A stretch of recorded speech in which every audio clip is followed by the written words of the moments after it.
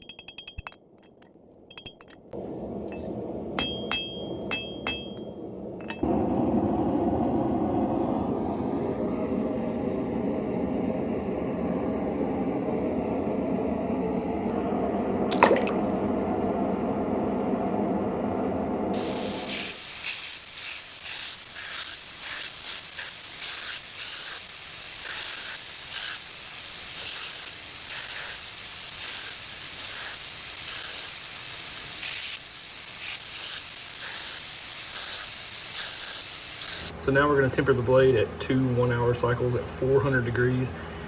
Note that this is 430 degrees, and that's what I have to put my oven at in order to get 400 degrees inside the oven. All right, this thing is out of the temper. It came out really nice. What I'm gonna do now is get everything finished ground, get it cleaned up, etched, and then I'm gonna start cutting some leather with it.